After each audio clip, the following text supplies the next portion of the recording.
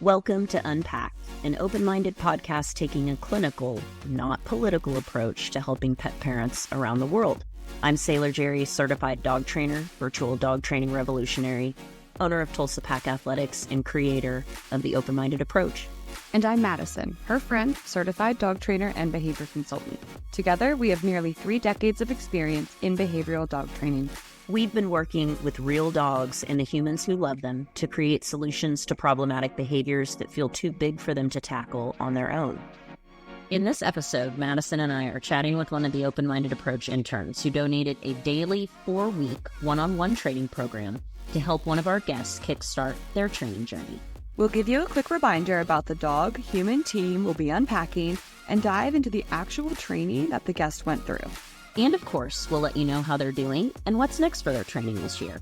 If you haven't yet been introduced to the case in previous episodes, feel free to go back and listen to those first, or jump right in. Settle in with us and unpack. I am so excited to get to do these episodes, these new episodes where we are actually reflecting back on the training with the trainers that came in and helped these dogs.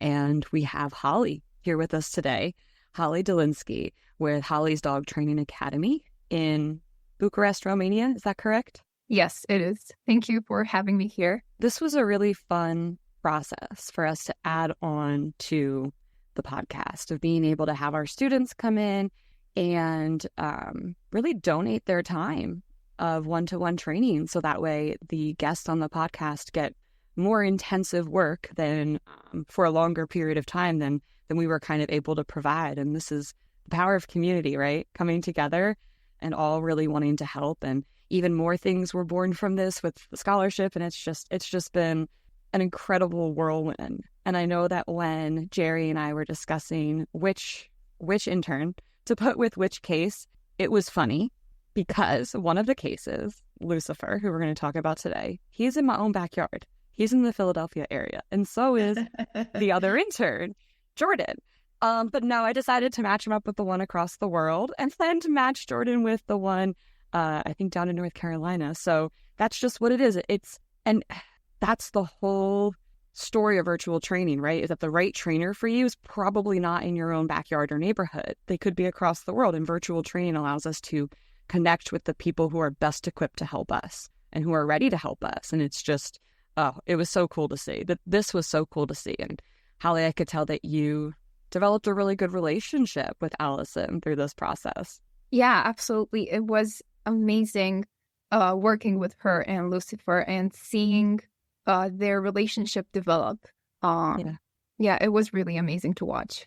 So a quick reminder of who Allison and Luci are. They live in Philadelphia area, and Luci is a Labrador, and he's pretty reactive, leash, barrier, sound, kind of all the things. He was pretty tightly wound, and she was finding it really unmanageable to get him around the block, to get him out to the bathroom, to do the things that are a part of city life. And he was really struggling even in their home to a pretty big degree where, you know, even the times when she was at home with him and trying to get some work done, that was not really going super well if he wasn't fully engaged in some type of activity. I wanted to tackle the sound sensitivity that Lucifer had. It really made things very, very difficult for both of them, as you said, especially inside the home. And you would expect, at least inside the home, for them to have some sort of peace and quiet. And some sort of a pause from all the other triggers that were outside in the city. But unfortunately, they did not have that. And it was very, very, very difficult for them to just go about their daily lives. So one of the first things I really wanted to work on was to start desensitizing him to some of the sounds they would usually hear outside of their apartment. Yeah, I remember it being kind of funny that the sounds that bother Luci are not the big events. Fireworks did not bother him. Mm-hmm. But if somebody was talking in the stairwell of the apartment building, big trigger. Anything with the door was really top of it. But yeah, I think when we as as trainers see a dog that is experiencing that much dysregulation in a day, they're probably not recovering. They're probably not recuperating well. Their nervous system isn't getting the actual break that it needs. And I know there's a lot of stress hormones that are just pumping during that. I'm not going to go too deep into that, but the impact of all that cortisol. Okay, do it. Yeah, you're getting cortisol dumps all the time. And the body is not designed to withstand that without negative consequence. So we need the things like adrenaline. We need those hormones because that stuff keeps us alive. It keeps us safe through hundreds of thousands of years of evolution. We're, us and dogs, we need that stuff. But when your system is constantly taxed, dumping these hormones that are really designed to help you with fight or flight, you're not only taxing the body, but you're creating traumas that are recurring over and over and over and over, and it's getting trapped in the body with no release, no nothing. It just creates really unstable, dysregulated people and dogs and, name any other sentient being. You could apply that too.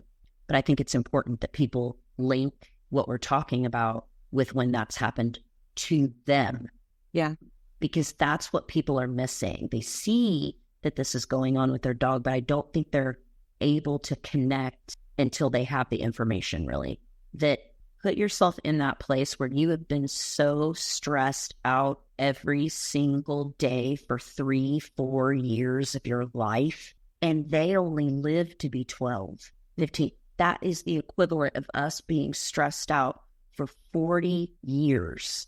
I really want people to make that connection, that if you can't even have peace and respite in your own home, you're going to have a lot of disaster around your life.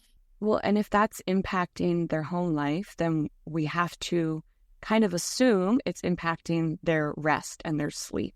And that's so important for recovery, to have good, deep rest. And dogs sleep a lot, right? They sleep a lot more than we do. They need a lot more sleep than we do. And if, throughout the day when they should be getting some good rest, it's interrupted with more triggers, even low level, and they're not able to recover within their own home, it's really hard to move forward with tackling anything outside of the home. It's really unfair. I mean, imagine if you take a nap during the day that you needed. So you're tired and you want to take a nap during the day, and your car alarm keeps going off outside, and you get up and you turn it off, and then it goes off again and again and again, or somebody keeps ringing your doorbell, and you have, it's that startling feeling that dogs get when they are fearful. They are not worried that their boyfriend is going to break up with them. They are not worried that they're going to be late to work. They're worried that they're going to be killed or maimed. Like that's legitimate. It's all survival. Mm-hmm. It's all survival. Yeah. It's because of the part of their brain that is more developed is older, right? And that's what it's wired to do, is keep them alive. Anyway, I can add one thing. Please. I wanted to talk just a little bit about Allison, because she was a very good partner in this process, because it can be hard for the client to understand why we're focusing so much on one thing when there's so many other problems that are going on and affecting them always. But she asked questions. She was very, very interested and curious. And she was very good at understanding why we really need to focus on this problem to actually make the progress she wanted to achieve. Yeah, she had a extreme level of patience throughout this process. I thought it was more than I have. I thought it was very, just really awesome to see somebody really step up and push through, because it's not easy for me as somebody who's, a little sound sensitive, sometimes get a little bit dysregulated. And Luci was passing on a lot of his stress to her. So when he was getting stressed out about the noise, he was just going to her face and barking. That would dysregulate me. I would lose it. Really, I would lose it too. Oh, and she handled it, honestly, grounded and patient with him. And I think that you summed it up really well. She's a perfect partner for him. Okay, so when we were first getting started, we wanted to tackle the sound sensitivity, but knowing that they live in the urban environment, this was sort of what added in the extra challenge. There wasn't an option of, well, just don't go on walks. They have to go on walks for him to use the bathroom. So that's going to be multiple times a day. So completely avoiding triggers, unrealistic, not going to work for any length of time, not even for a single day unless they left, which at a certain point in the process, they kind of did. They kind of did just have trips planned and were able to go away and decompress out of the city, which I think was really helpful.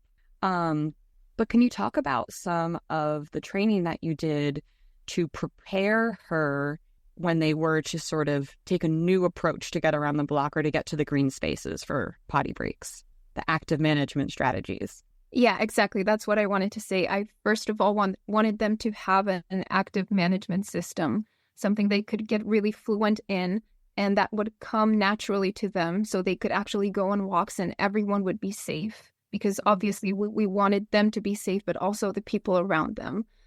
Since there's so many people and there can be high-risk situations always. Yeah. So I really wanted her to be able to turn him around if they saw any triggers or get his attention. Things like that were very crucial in the process. We also added a muzzle on which they immediately started conditioning to create a positive association. And I felt like these things really gave Allison some confidence because it really goes a long way for the handler to know they have the confidence to handle their dog. Yeah, I totally agree. What were some of what was the strategy? I know we tried at least one thing that didn't really click or didn't pan out for Luci. We tried the scatters at first. That was our go-to, and he just really didn't have any interest in the scatters. He was just like, I don't care about this. I don't want this. It wasn't active enough. It wasn't enough movement. Yeah.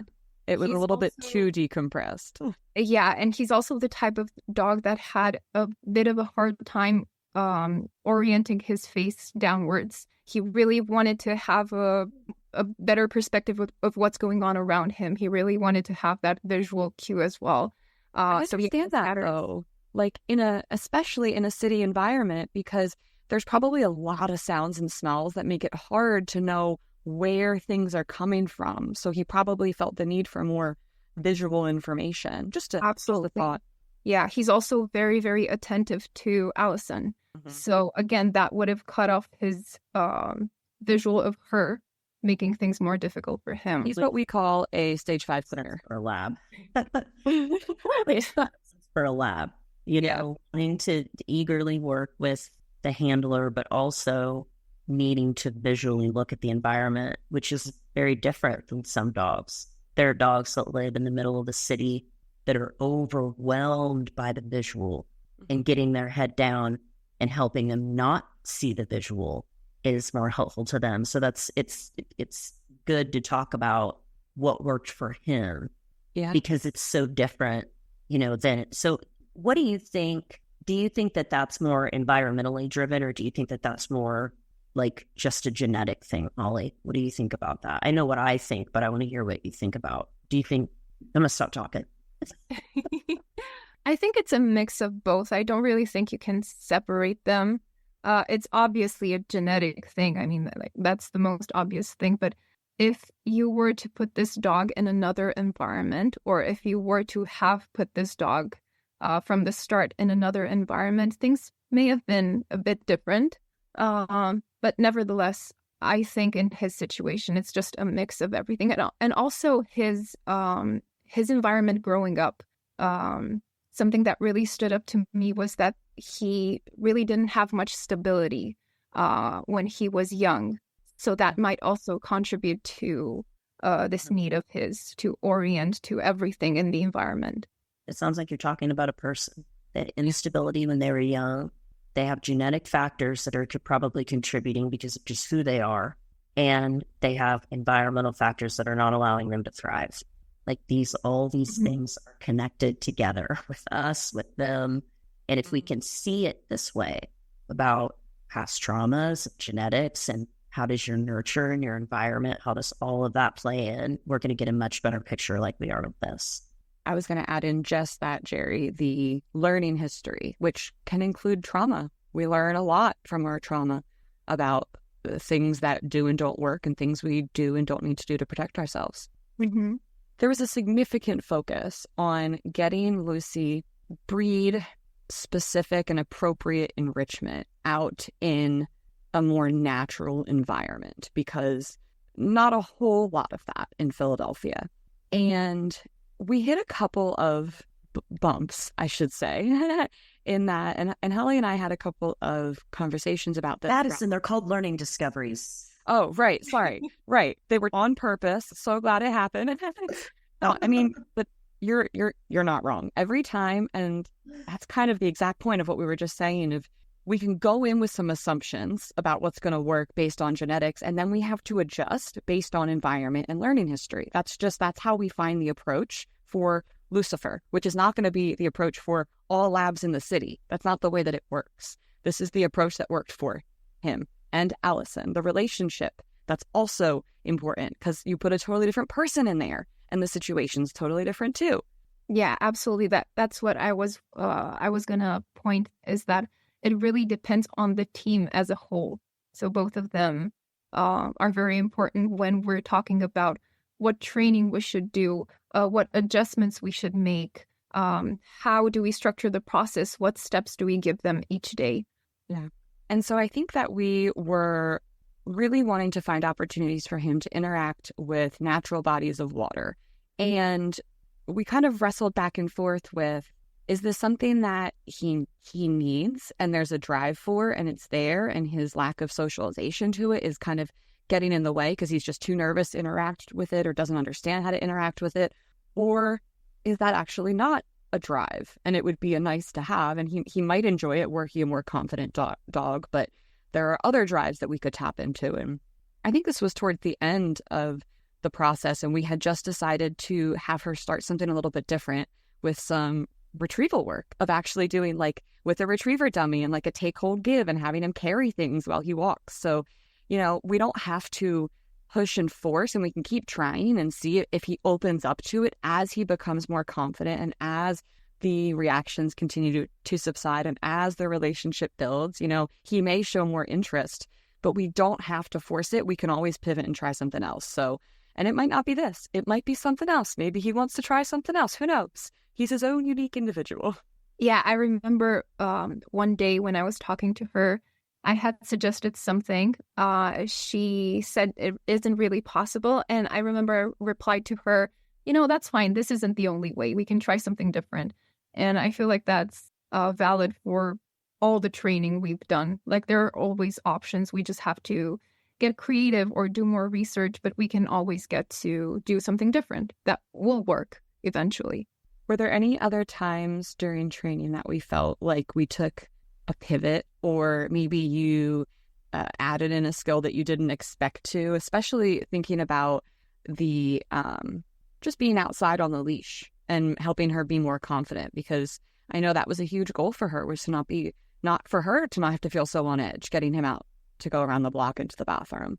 Yeah, I remember one day when she told me about an incident they had with another person with their dogs coming up to them. And she was very frustrated that that person didn't understand that they wanted space. And it occurred to me then, well, we cannot really control what other people do in the environment. I mean, we can tell them, stop, stay there, please don't come here. But ultimately, we can really control them. But what we can do is maybe make some adjustments to our own setup to make the people less likely to really come up into our faces. And I remember I suggested to her, she put a sticker on her leash saying, don't touch, or we need space, or something like that. And I feel like that really made a difference. And again, it made a difference to her and her confidence, knowing that, she has this extra element in her setup that is going to help her moving forward.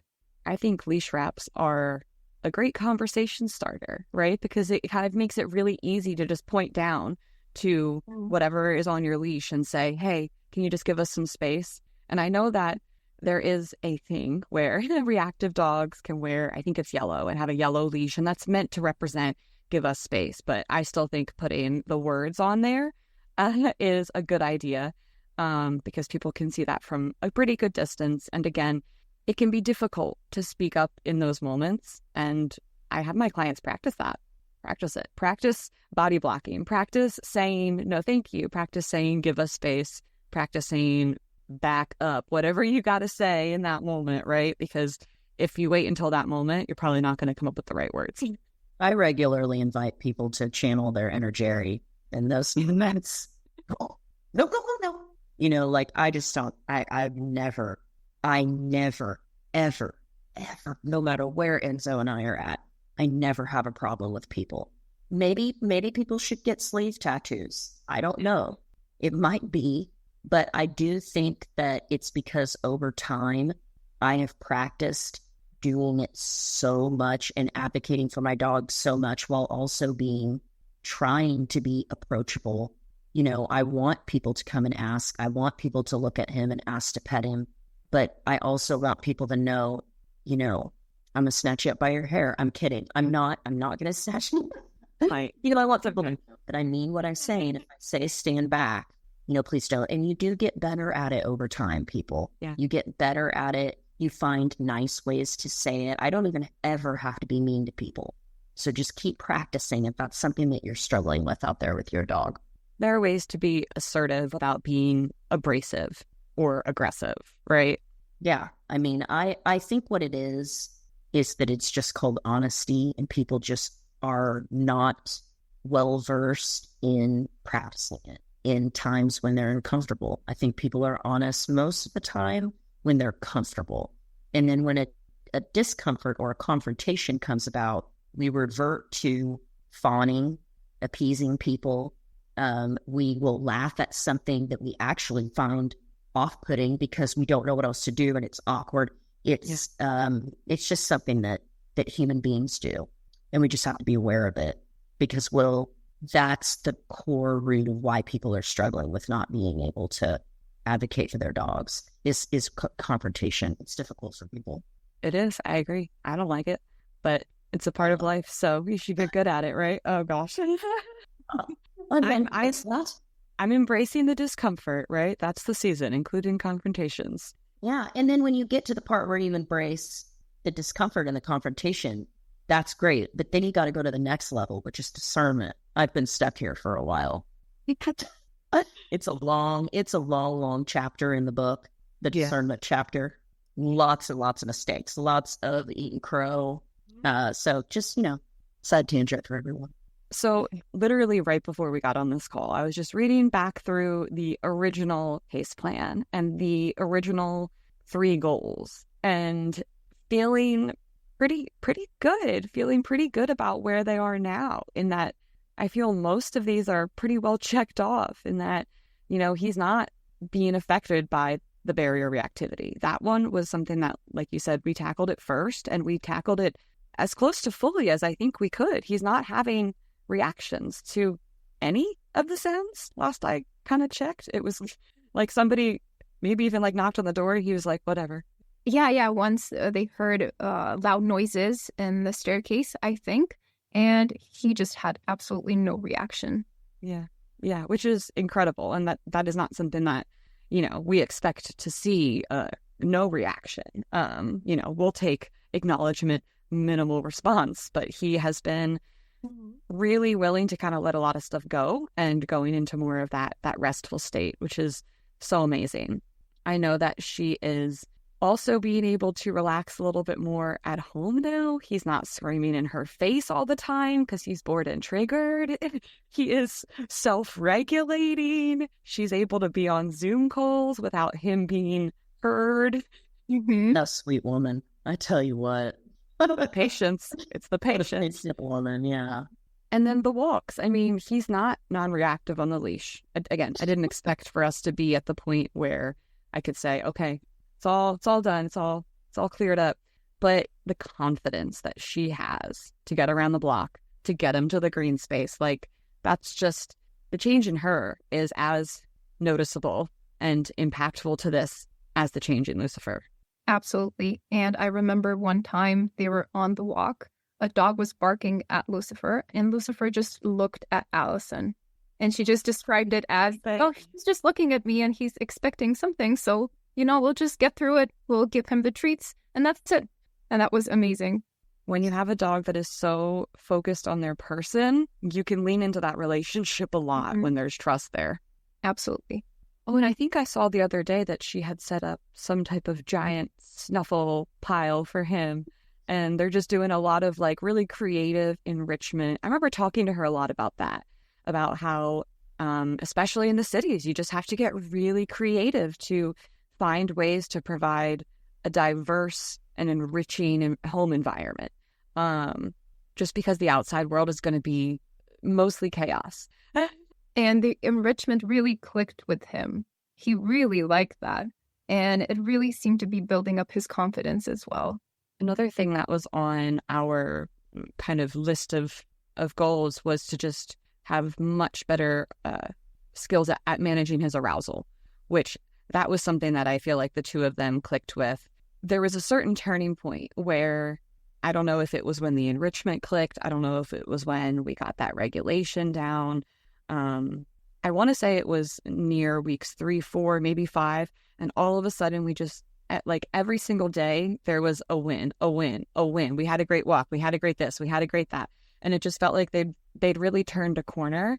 Probably her confidence building was a huge part of that too. And when you're feeling more confident, you're looking for the wins more than looking for what went wrong, which that's an important shift too. Yeah, that's true. I think you really start focusing more on the positive aspects rather than seeing the negative every single day. And I remember writing in my notes, because I also write their wins.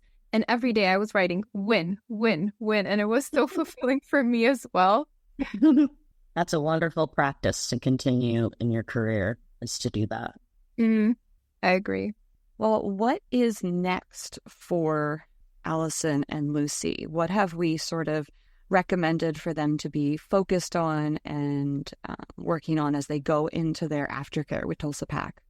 We built them a whole training plan in which we mostly focus on really strengthening all the skills they already have, because always good foundations are a must in training. And something we incorporated is the retrieve you and I talked about, because we really want to get him to express some of his drives. And as you said, if we succeed with this, then maybe we'll get to see something else, like going in the water.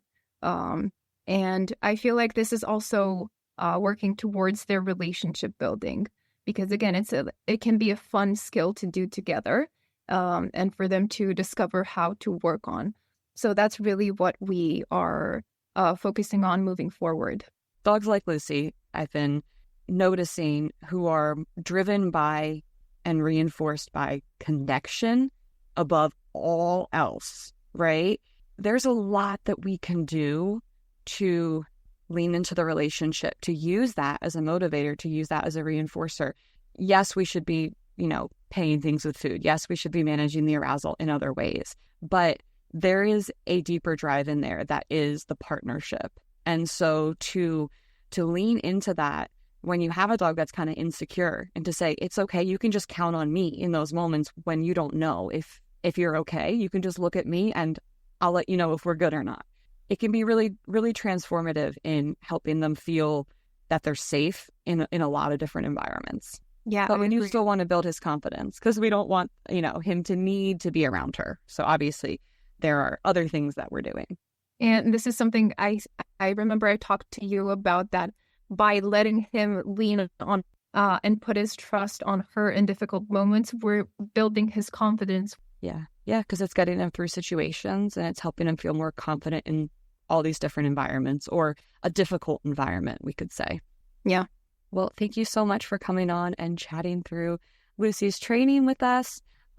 We will have more of these episodes as we unpack more cases.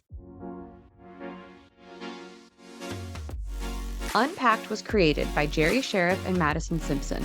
Edited and produced by Josh Wasta under the supervision of Straight Up Dog Talk LLC and Emily Breslin.